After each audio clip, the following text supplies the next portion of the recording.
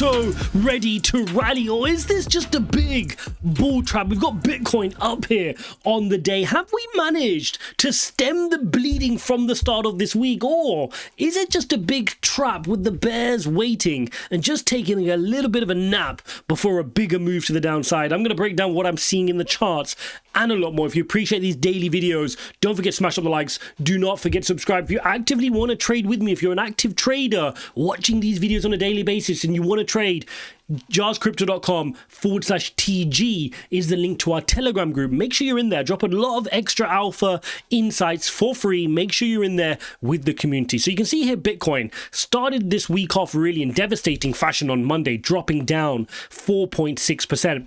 But then ever since then, Tuesday, Wednesday, Thursday, Friday, it's just been a period of trying to stem this bleeding.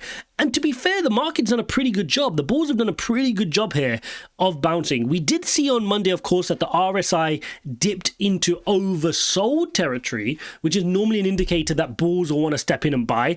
And we have seen that this week. We've seen that bulls have pretty much been accumulating a little bit here. Now, like I've shared in my videos through this week, we're seeing a very interesting transfer of wealth. This is not just a flush down. What we are seeing is that coins are moving from weak hands to strong hands. Really important to understand this. Every time we've seen a big move in Bitcoin, like the ones we've seen previously, it's because of one thing. It's because coins finally get in the hands of people who are not selling at the current price point. So what we're seeing now is the people who are buying Bitcoin at 60,000, they're not in it just to get to 70,000 or 73,000. No, they're buying at 60 fundamentally because they want to get to 100,000, 150,000 and beyond. They want the next leg up on Bitcoin.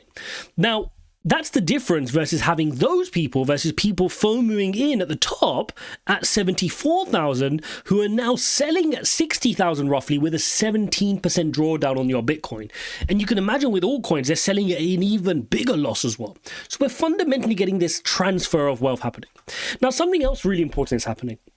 You can see here on the Bitcoin price, I'm going to just switch over to the weekly chart to make it a little bit clearer for you. There's a big nasty M pattern, right? You can see it. Boom.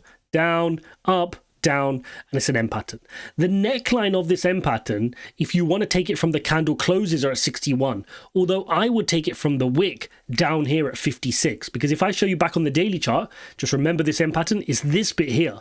For me, the neckline is here, not here. So if I apply the neckline here, Bitcoin is managing to stay away from that neckline, which is a good sign for now.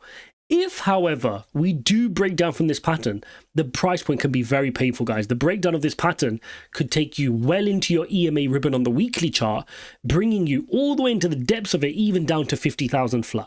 Okay, so it's very important right now that this market is at a decision point where either want to bounce from this neckline and work our way back to all-time highs at 74, and that's going to present a really nice trade. I mean, if you're taking that back towards all-time highs, you're looking at just 20% move just up to their spot on Bitcoin. Or if we lose the neckline, you're looking at a pullback into the EMA ribbon, falling into the middle of the EMA ribbon, another 8-9% maybe to go. And if you come into the depths of the EMA ribbon down here, then you're talking another 19-20% to go. So I've shared with you my plan. I'm already nibbling a little bit at these levels. I'll nibble more if we head into the middle of the EMA ribbon, and I'll be really piling in my positions if we get into the depths of the EMA ribbon.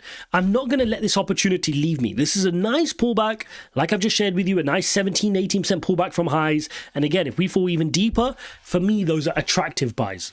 Not just for Bitcoin, but some of my favorite altcoins as well. So even though I'm nibbling right now, it doesn't mean I think the price is just going to bounce and go straight to the upside. I'm prepared for it to go lower, and I'll nibble more. Hold up. Do you want to learn how to trade? Then you need to jump into our Telegram community. Link is in the description. In our Telegram community, I share my altcoins. I share how I do my trade setups, how I do my stop losses and take profit, so you can learn to become a profitable trader. Check it out. Link is in the description. If it does want to bounce, great, no problem. That looks good to me. There's another indicator I wanted to show you, which is the Ballinger Bands. If you guys have watched my TA course, ijazcrypto.com/TA, you will know how useful this Ballinger Band is. Normally, the top lines and the bottom lines act as support and resistance. The middle line can also act as support. That red color line in the middle, you can see here, look at this example. Touch the top line, came down, held support of the center line, went to the top. But then this time it missed the support in the middle. So it went all the way to the bottom. move from the bottom to the top. And again, now we've just lost our center line. So normally what you can expect when you've lost support from the center line is a visit down to the bottom line. And the bottom line sits at 54, which if I now superimpose my EMA ribbon on, look at that, right in the midst of the EMA ribbon. So a lot of indicators, and by the way, when you have one or two indicators telling you the same thing, this is known as confluence. It increases the probability that you could be right, because you're not just saying, oh, look, I'm just using the EMA ribbon. You're using the EMA ribbon, you're using Ballinger Bands, you're using support and resistance as well, which increases the chance that your analysis is correct. So for me, 54,000 seems like a really nice spot. Now, it's important to understand that there's still plenty of liquidity above here on crypto as well. Like, don't sleep on the notion, again, I shared this throughout the week, that there is plenty of liquidity at the top where shorts are shorting Bitcoin from some of those highs at like 74,000. So don't be surprised to see that Bitcoin will want to wipe those guys out as well, right? Don't be surprised to see Bitcoin want to return back to some of those levels up towards the highs in order to grab that liquidity. Now, the other interesting thing you saw this week was that it was a big week for altcoins relatively to Bitcoin, right? It was a down week for dominance. But that being said, that's not surprising, right? Dominance is still on a very strong weekly uptrend, which it's been on pretty much ever since this point in November 2022, right? Bitcoin's been very, very strong.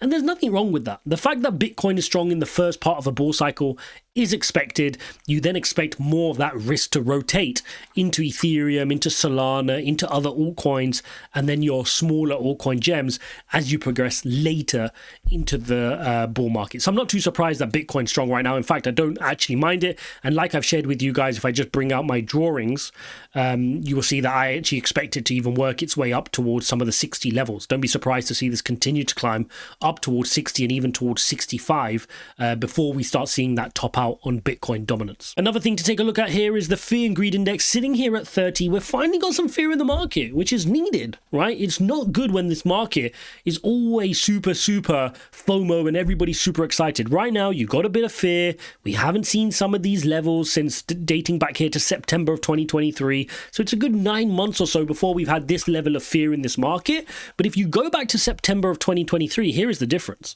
right? Let's just take our lines back and let's go all the way to September of 2023 here, and that's where you were in terms of price, right? Around that area in September 2023, you were talking 28K on Bitcoin. So now we're sat at 61K with the same fear and greed index. This fear and greed is not the same. That's the important thing to understand. Like, the fact that we're sitting at 60 and markets are same fearful as when we were at 28 just goes to show you how bullish this market is set up and how, you know, the spot ETF, the fact inflation is starting to eventually cool off and we should get our interest rate cut, is starting to set us up for a big move. This is certainly not a period I'm going to get shaken out. Like I said, you can see that transfer of wealth rotating away from the short-term traders who are in it for a quick buck to now moving across to big boys coming in and saying, you know what, if you don't want your coins, I'll take it off you at 60, I'll take it at 59, I'll take it at 58, and we're going to hold on to the next journey here on Bitcoin.